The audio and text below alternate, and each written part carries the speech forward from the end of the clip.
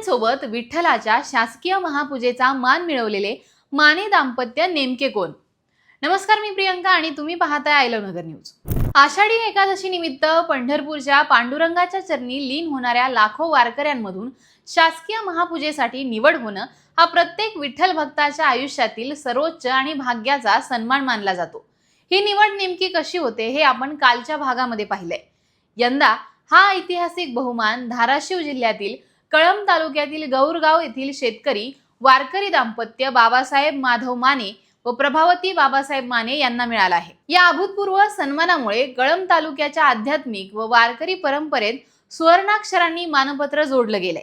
आता हे दाम्पत्य नेमकं कोण आहे ते आपण जाणून घेणार आहोत। चंद्रभागेच्या तीरी आषाढीच्या महासोहळ्यासाठी दरवर्षी विठ्ठल भक्तांचा जनसागर लोटतो।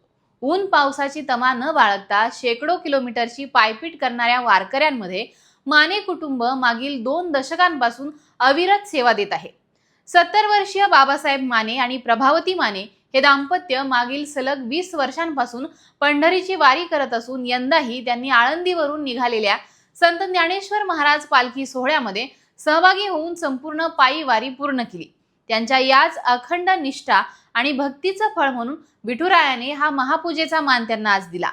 मध्यरात्री 12 वाजता दर्शन रांग बंद झाल्यानंतर रांगेत सगळ्यात प्रथम असलेल्या बाळासाहेब माने यांची निवड समितीने मानाच्या वारकऱ्यांसाठी निवड केली।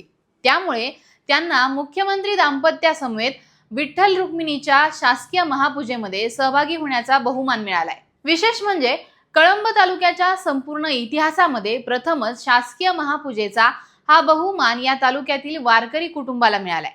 माने कुटुंब हे मूळचं अत्यंत साधं आणि शेतकरी असून त्यांच्या घरामध्ये वारीची परंपरा दुसरी पिढी जोपासत आहे। शेतीची कष्टाची कामं सांभाळत मुखी विठ्ठलाचं नामस्मरण आणि पायी वारी असा त्यांचा जीवनक्रम आहे। त्यांच्या या सन्मानाने संपूर्ण गौरगाव आणि कळंब तालुक्यामध्ये आनंदाचं आणि अभिमानाचं वातावरण निर्माण झालंय। विठ्ठलाच्या महापूजेनंतर भावना व्यक्त करताना बाळासाहेब माने म्हणाले, मी गेल्या 20 वर्षांपासून एकही आषाढी वारी चुकवलेली नाही।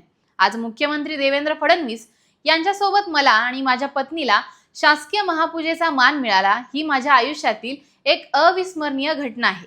आषाढी एकादशीच्या दिवशी विठुरायाचं मनोभावे दर्शन घेता आलं यापेक्षा मोठं भाग्य नाही। यावेळी त्यांनी विठ्ठल चरणी संपूर्ण राज्याच्या सुख समृद्धीसाठी प्रार्थना करत, पांडुरंगा सर्वांना सुखी ठेव, राज्यात चांगला पाऊस पडू दे आणि सगळ्यांच्या आयुष्यामध्ये आनंद नांदू दे असं साकडं विठ्ठलाला घातलं आहे। तुम्हाला या दाम्पत्याबद्दल नेमकं काय वाटतं हे आम्हाला कमेंट बॉक्समध्ये सांगा आणि पाहत राहा आय लव्ह नगर न्यूज।